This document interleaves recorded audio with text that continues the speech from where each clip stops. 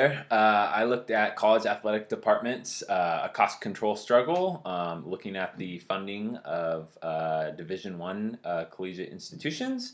I chose this because it's kind of curious working in a college athletic department through a graduate assistantship, and just having some interest in college sports. So that's what I was looking at.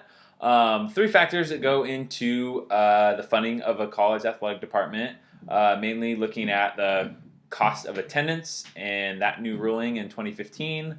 Also, majorly looking in the overinflated tuition costs, and also looking in the arms race. So when I mentioned COA, I mean the cost of attendance. And in 2015, the NCAA determined that student athletes could receive stipends for the full cost of attendance, the sticker price of universities. And that ruling in 2015 alone added $160 million that was paid out to students. So that was an additional challenge athletic departments have had to fund for. A second factor they've had to fund in is the overinflated tuition costs. Inflation in the United States percentage is 2%. Right now, current tuition is rising by an average of 8%. 2% might not seem very much on like a dollar item. It changed from $1 to $1.02, or 8% rather, changing from $1 to $1.08. But on a $50,000 one-year scholarship, it changes it by $4,000 per student athlete. So now becomes $54,000. So that's a big factor in funding college athletics and a challenge they've presented.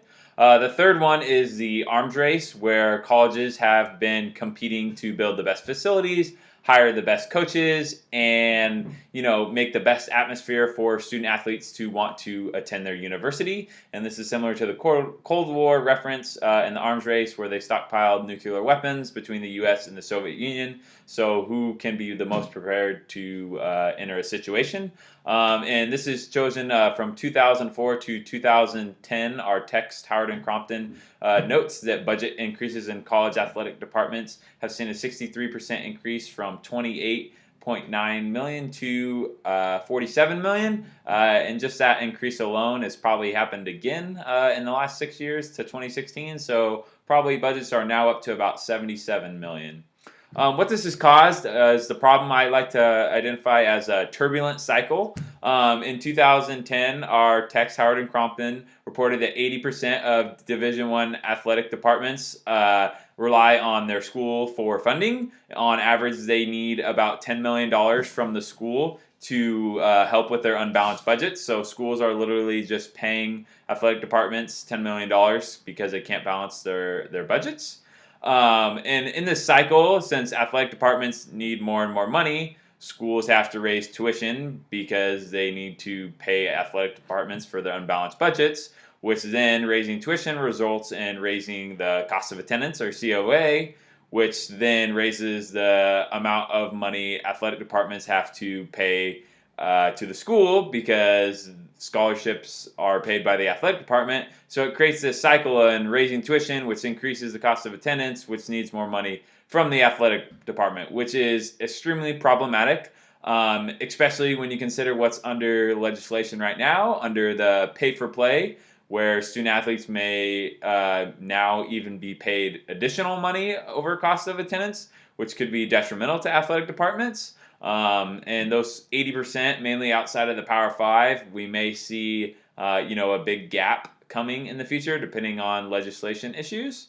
Some solutions that some of my sources have looked at, and currently we've seen cutting of sports.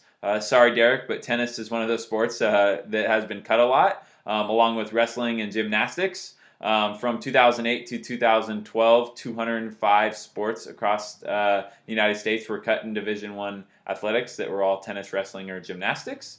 Another solution has been what most schools have chosen to do, is raising the cost of tuition, which I already mentioned was problematic, because then it just increases the cost of COA and needs more scholarship money for athletic departments.